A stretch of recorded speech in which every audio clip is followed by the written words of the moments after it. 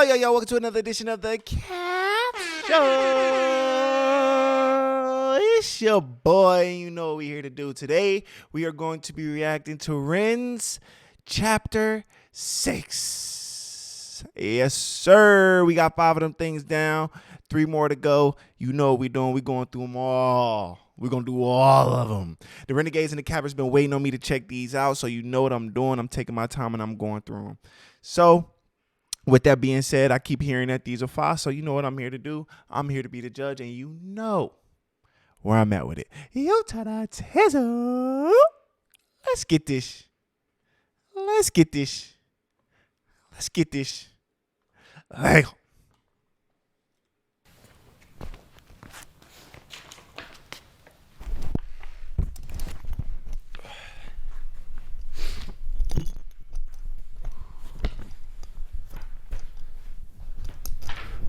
I'm going to try and hold it together throughout this one.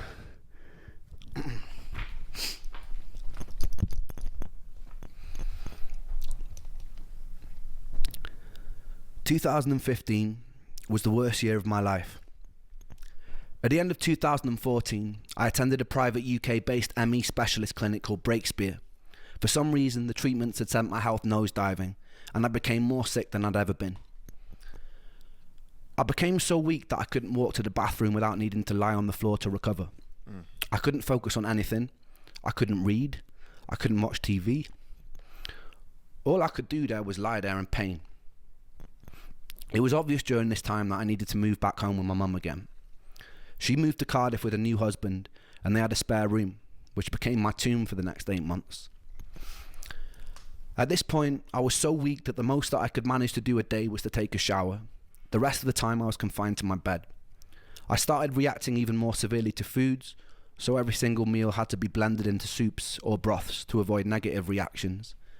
Pain constantly shot through my shin bones and through my feet, like splinters. My stomach would gurgle, and the muscles in my body would constantly twitch, spasm, and ache. My body felt drained of every single ounce of life, and I was so tired, but I was too wired to sleep. I was so full of mental fog that reading a single page on a book seemed impossible. The daylight coming in from behind the curtain hurt my eyes. Loud sounds felt overwhelming. All I could do was wait and pray for sleep, knowing that when I woke from it, nothing would change. I wouldn't feel in any way rested, and all the symptoms would persist. This went on and on and on. It was day after day of physical and mental torture. I thought of concentration camps, of prisoners of war being tortured. At least the escape of death seemed likely. During that time I never got breaks. My whole body burned, my brain was on fire, and I had nowhere to hide. In the merciful moments where I could concentrate, I tenaciously trawled the internet, looking for ways out.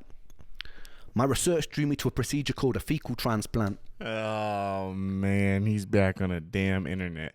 The internet don't be helping nobody, bro. The internet be showing you shit that don't even have nothing to do with what the symptoms got.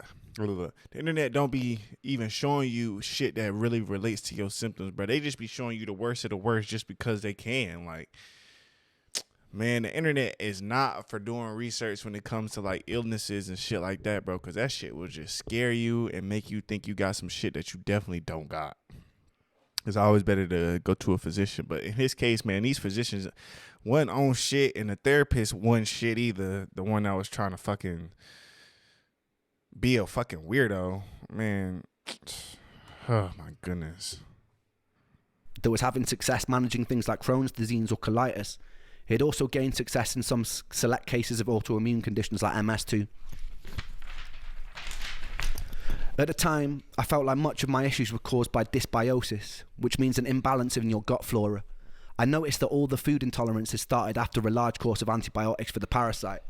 I wondered if the parasite had wreaked havoc on my microbiome before I nuked it with antibiotics that worsened it further.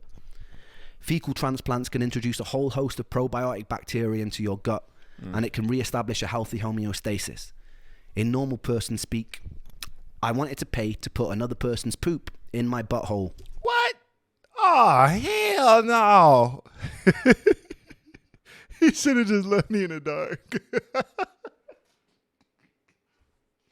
That shit not funny, bro. But he should have just left me. He should have just let me think what I thought, man. I didn't think it was this. I thought they were just gonna examine his intestines and see if it was just something they could do. But he put him. All right, cool, man. All right, cool. Whatever. Hey, whatever floats his boat. I carried on filming videos from my bed, blogging my experience. I was pretty convinced that during this time I wouldn't be alive much longer, and part of me wanted there to be some kind of document of what I'd been through in hopes that it might help someone later down the line. And if this illness does kill me, then I want this video. I want somebody who can take notice of this video and do something with it. I had a fundraiser open to save money for the fecal transplant, which was very slowly creeping up. I needed to save $6,000 in total. I remember my girlfriend wanting to come and visit, but telling her that I didn't want her to. There were a few reasons for this. One, I was pretty sure I was going to die soon. The day before Joe died, I'd been sat with him at a pub, catching up, playing pool, cracking jokes. I'd often wondered if I'd have been hit less hard by his death if I'd been away at university when it happened. For my girlfriend's sake, I wanted her to have distance from me. I also felt ugly. I felt unlovable. I was unable to communicate, and I didn't want her to see me like that. I watched my mum look thinner and more frail every day that she had to watch her son deteriorate, and I felt immense guilt. My mum would often walk in and find me either crying on the bathroom or kitchen floor, having no energy to get back into bed.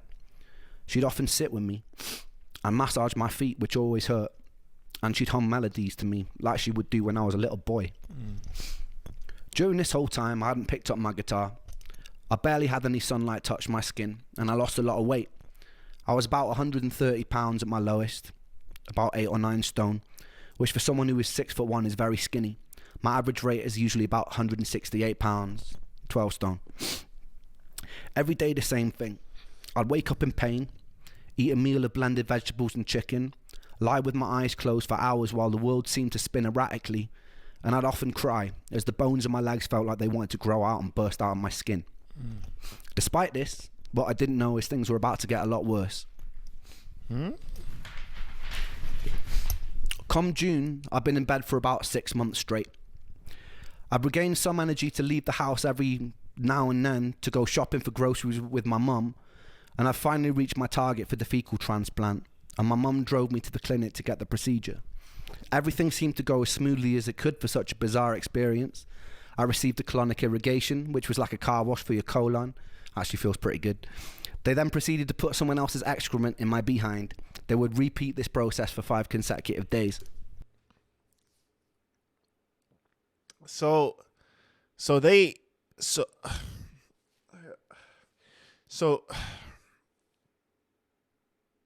I'm not even gonna ask. When I got home, I realised I felt a little odd, almost manic, and I was hopeful that this meant my energy was coming back. But it wasn't a nice feeling. As the days progressed, I started to feel an innate sense that something was very wrong. It seemed my immune system was going into some sort of overdrive. My brain was buzzing, and the more time that passed, the more uncomfortable I felt. I remember early one morning, I was lying on the kitchen floor after attempting to get a glass of water. My body hurt so much that I was digging my nails into the laminate flooring, screaming, and my mum ran in and asked me what was wrong. I remember repeating, "I don't want to go, I don't want to go, I don't want to go," over and over again. I felt myself falling down a deep tunnel in my mind, almost as though my entire soul was tumbling down into an abyss. When I finally crashed to the bottom, I was hit with this immense feeling of stillness and peace. I stopped crying. I sat up, and my mother looked at me, puzzled. I've not felt to this day that sort of serenity that I felt in that moment. I looked around the room, and everything seemed to have gained a clarity and quality. But what was most peculiar was the feeling of stillness. There seemed to be some sort of respite from the mental torture and fog in my brain. I still to this day have no explanation for what happened. I looked at my mum. I smiled at her calmly, and I told her that everything was okay now. Her partner Michael came in, and I remember them both looking at me, perplexed. I started speaking fluidly for the first time in months, but it wasn't quite me. I was cracking jokes, being witty.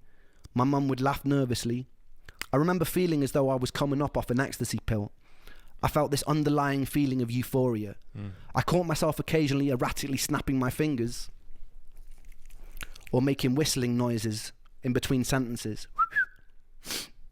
or staring at some empty part of the room as though there was somebody there, then snapping back to the space and talking to my mum. This feeling of intense euphoria lasted about 48 hours. During this time, I'd adopted some newer strange behaviours. Everything in my room that wasn't parallel bothered me, so I had to make sure it was aligned and facing the same direction. The whistle and the finger click became a new tick, and it started rising in frequency the more time that elapsed. I also noticed that I get stuck on words or sentences when talking to my mum.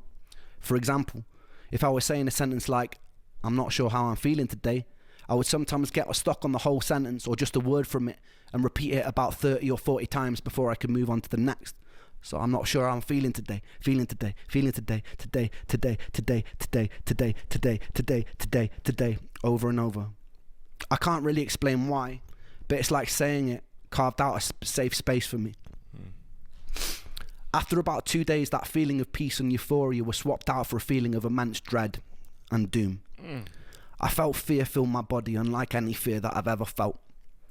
I'd often wake up in the early hours of the morning screaming at the top of my lungs, a torture scream that would fill the whole house, a scream like my legs were being sawn off. I felt pure terror. My mum would run in and try and calm me down. Sometimes I'd be thrashing, hitting the mattress, pounding the walls. It usually ended up in me exhausting myself and her stroking my head in her lap as I sobbed and repeated the same words over and over again. Everything in these moments terrified me. The compulsion to make everything parallel became a necessity. Whenever I was in the kitchen or car and the dials were facing the wrong way, it taunted me. My mum started taking me to a weekly talk therapist in hopes it would stop me from killing myself. I did catch myself researching the most painless ways to do it. I often daydreamed about death, and it made me feel at peace. At this point, intense paranoid delusions started creeping in. I wondered if what was happening to me was demonic. I don't remember how I got there, but I remember one time speaking on the landline to someone who claimed to be an expert in dark magic. He told me that being around my mum was bad for me. He told me that she was bad.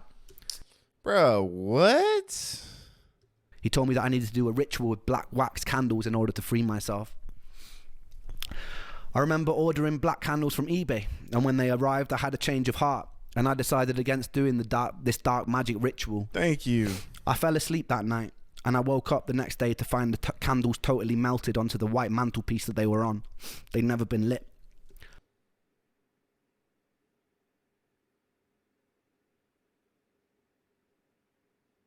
Did I hear that right? How are they melted if they'd never been lit?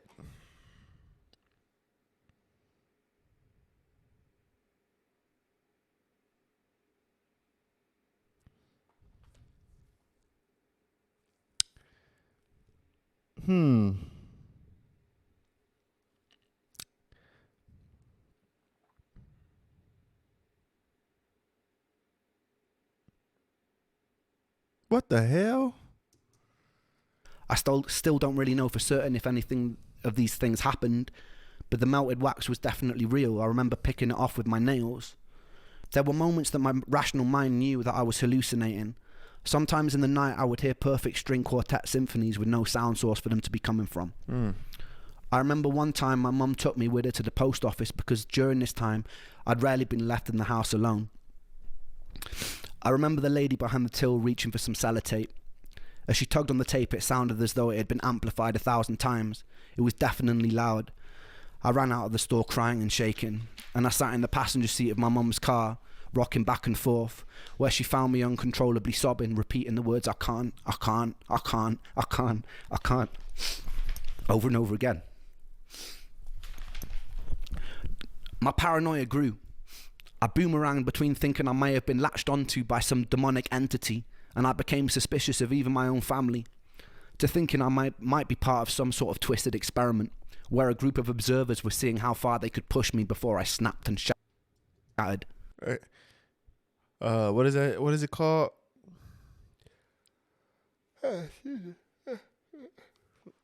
Sound like Hunger Games or Squid Games.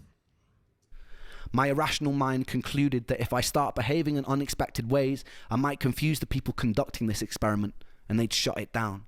What? I'd sit in my own bed, manically grinning in response to the jolt of pain in my legs. I'd say things to Mum and Michael which made no sense at all. This all seemed to be leading up to a very unusual day. I can't quite recall the details of how it happened because it was quite tricky to tell what was reality and what was not. But from what I remember, I was in the car with my mum, parked outside a supermarket, and I'd put my laptop on the roof of the car while I'd helped her with groceries. I'd forgotten it was there and she drove off. It wasn't until about an hour later I noticed and I started panicking. My laptop had on it hundreds of songs from my time in Brighton. It was all I had really to show for my life. I was already in such an emotionally fragile space that losing that felt like some sick, torturous joke. We drove back and searched every place it could be with no luck. As we were driving home, my mum pulled up at a junction and something in me snapped. I got out of the car and I ran away from it. I convinced myself this was still part of the experiment, because what else could explain that sort of luck? Once I got far enough away, I proceeded to strip off all my clothes, and I lay in the middle of a road staring up at the sky, laughing in hysterics. This was the opposite of how one should react to losing their computer, and so it seemed like the perfect way to confuse my observers.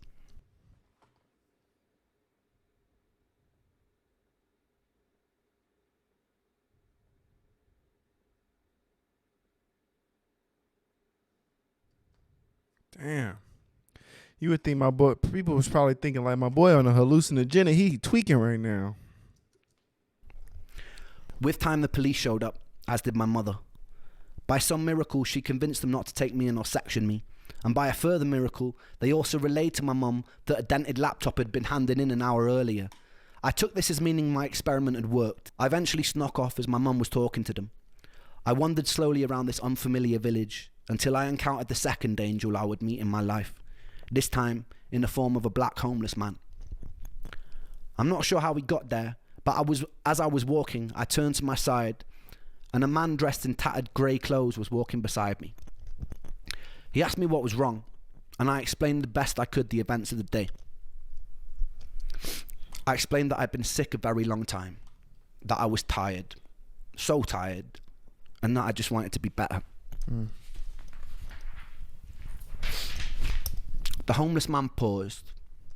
He put his hand on my shoulders and he stared into my eyes. His eyes had a light grey tint. They were almost white, and something about his presence made me feel incredibly safe, incredibly still. He smiled, a kind smile, and he said to me, "Everything's going to be okay, Ren." And then he vanished. That boy had an experience. You know who that was, right? I hadn't told him my Y'all know who that was, right? Tell him. name. He'll do it. I never hallucinated anything after that day. I have no real explanation for that day. I chalk it down to a psychotic episode or stress-induced hallucination, but the events which follow put a lot of questions in my mind. What he said to me was very simple, but also very needed. I realise a lot of people might hear these stories and just presume I'm a bit mad, a bit weird, like I do when people tell me their ghost stories. All I can do is tell you my experience and let you derive your own conclusions from it. Anyway, I got home and I started to obsessively research ways to escape this new seemingly psychotic space I was in. It's a strange thing to describe, but it was like me, Ren, was in the passenger seat of my mind while some other entity was steering the ship. I was watching myself do things like scream at night or repeat words over and over, and I think to myself, damn, that's pretty crazy. But I wouldn't be able to do anything about it. Every now and then I had moments of lucidity where I was more in control. I was doing things like stimming. I had night terrors, vocal tics, I'd stutter and I'd stammer. And for me, a lot of that lined up with some sort of transitory or stress-induced autism. I'd known a family with an autistic teenager and some of the behaviour seemed to line up, which led me to a new pathway of online research. I came He online again. across this support group for a subset of children with autism called PANDAS, P-A-N-D-A-S. It was believed that these kids had the neurological infection of the Streptococcus bacteria that was causing these autistic-like behaviours. I was presenting with some similar behaviours. These kids would do long courses of antibiotics and their symptoms would diminish or disappear, and they'd be seemingly normal children again. I speculated that the fecal transplant introduced a whole host of new bacteria into my gut, but that I didn't have the immune regulation to be able to control it, and it had sent my entire system into some sort of inflammation overdrive. I researched the most effective antibiotic for streptococcus, one being penicillin, and I convinced my mum to take me to the doctor, where I faked a stomach bug. I lied to him, and I said I'd had similar things in the past, and that penicillin cleared it right up. He reluctantly prescribed me a 2-week course of antibiotics because I was so persistent. I got home and I started the course. Initially, I felt fucking awful, somehow even more tired than usual, and then towards the end of the course, I noticed a definite shift in my energy and comfort. By the end of the course, my psychotic behaviours had disappeared and my energy felt a lot better. I stayed indefinitely on various herbal antibiotic supplements like oregano oil at this time, having learned that this was also active against certain pathogenic bacteria. Keep in mind also, I'm just going off script right now, keep in mind if I'd have followed the advice of most of the doctors that I'd seen at the time who were talking to me about my psychotic behaviours, I would have probably been put into a mental facility and medicated with medication that I didn't need, and would have probably gotten a lot worse. So it was very lucky that I took no one tells you that antibiotics can treat psychosis, and these antibiotics did actually treat my psychosis. And I was no stranger to the placebo effect. I'd taken everything, it wasn't placebo. Damn. Keep that in mind. The doctors don't tell you these things. Why? Because they want to keep you where you at. It didn't matter. After about a week, I'd finished the course, and some of my more familiar symptoms like fatigue and pain started creeping back again. But that didn't matter, because what this whole experience had taught me was that the origin of my sickness was in fact bacterial, and it was pathogenic. The biggest thing it taught me was I could actually do something about it. I was no stranger to the placebo effect after years of trialing different drugs and supplements. This wasn't placebo. I took to the internet again and found a world-renowned specialist over in Brussels who was also leading a lot of the cutting-edge research for ME. I got on the phone and made an appointment. He was booked up for the next 9 months, but that gave me enough time to save money. The antibiotics and new herbs I was taking had also given me a new lease of life, and the hope for a cure made me more determined than ever. I started having enough energy to go on walks, which was huge for me at the time. My dad would drive over to my mum's and we'd go out in the car, and I'd take photos of wildlife on beaches. I was picking up my guitar again after months in bed. I eventually invited my girlfriend over and made the decision to move back to Brighton as soon as I was strong enough to. We like that. My boy It was finding his around this time independence. that I started working on the album Freckled Angels. I knew that the future tests weren't going to be cheap. I pulled together some old tracks from the days I was working with Sony, and I got hold of Eric and asked his permission to release them, which he graciously granted, so thank you, Eric.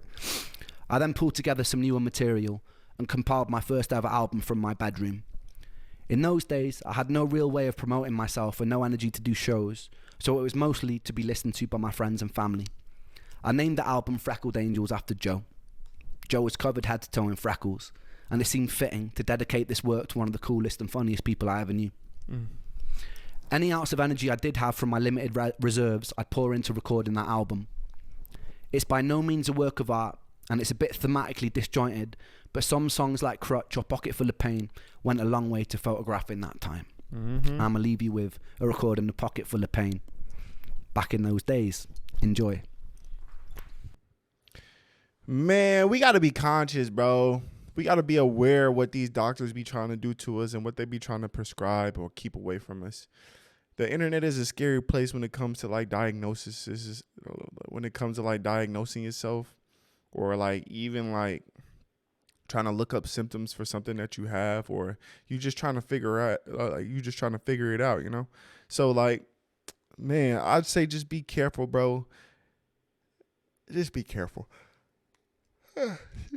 What the world? I say just be careful, man. That's all. Damn. My boy was going through it, though. I'm happy that penicillin started to work for him a little bit, man, and he was able to see his girlfriend again. that feeling of not being lovable and just not wanting people to see you at your lowest, man. I know that feeling way too well, bro. It's crazy because you look in the mirror, you don't even recognize yourself. You don't even feel like yourself. You don't feel like you look like yourself or any of those type of things. You know what I'm saying? And it's hard to come out of that type of funk. It's always good to have certain people. Like, it's always good to have good people around you, people that you love and care about that'll help you get out of it. But, man, it's a tough journey. And if you're not strong enough, bro, that shit can break you. For sure.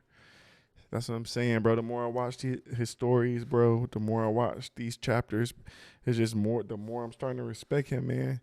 Understand like how hard he had it, and you know, it's tough, man. Super tough.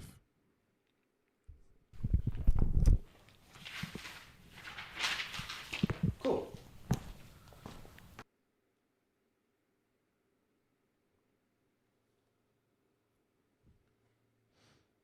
And da. Yeah.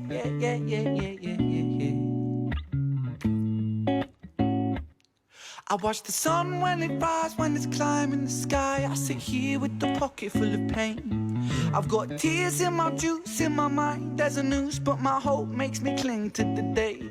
I wanna run with the sun and the moon and the stars till I'm running faster than my pain. I wish I could breathe out this fear, this doubt, send it into the Milky Way. I got my finger on the trigger of a Magnum 44, but survival instinct won't let me bleed. I wanna put a bullet straight in my cerebral tissues place, but my index finger won't let me squeeze. I wanna skate down my vein with the blade till the blood runs thicker than the thoughts in my head. But don't ask me why, this is not my goodbye. It's a suicide failure attempt. Dum, dum, dum, dum, dum, dum, dum, dum.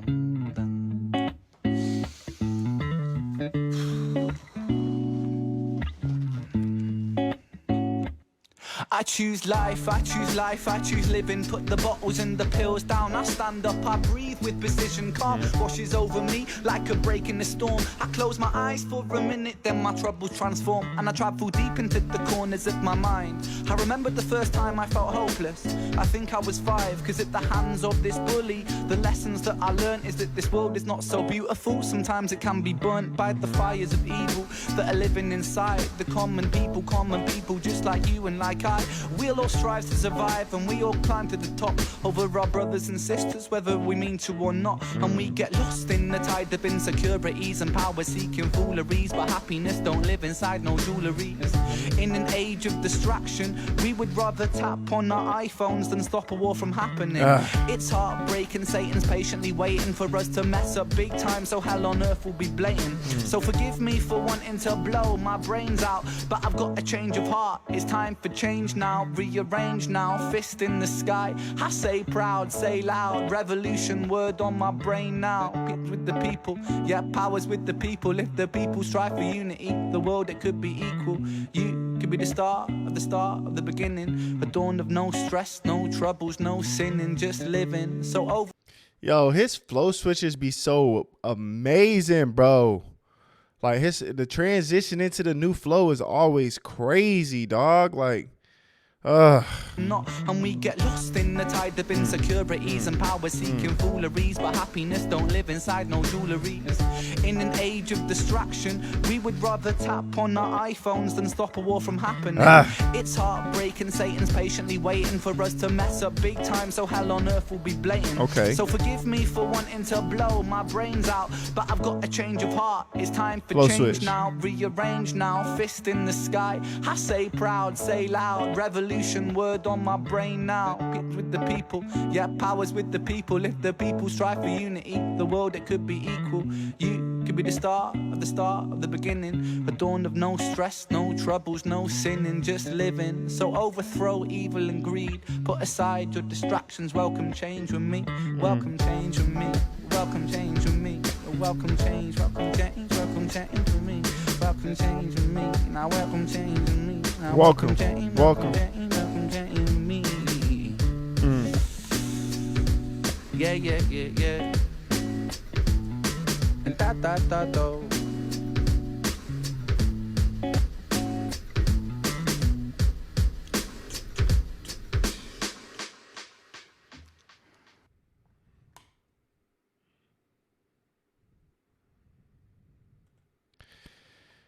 Yeah, man.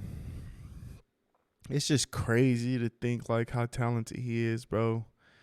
And how versatile this dude is, man. I'm so happy he made it out of whatever he was going through, bro. I'm so happy he's finally getting the treatment that he deserves and being better. And like he's on the path to getting better for real, man. Putting out new music, doing bigger and better things. That shit just brings warmness to my heart, bro. For sure. But that wraps up chapter 6, man. And until next time, peace. Oh, damn, I forgot. Hold on. It's another The Lyrical Savage has done it again. Another 10 out of 10 by Varan. What we call that? Light bars.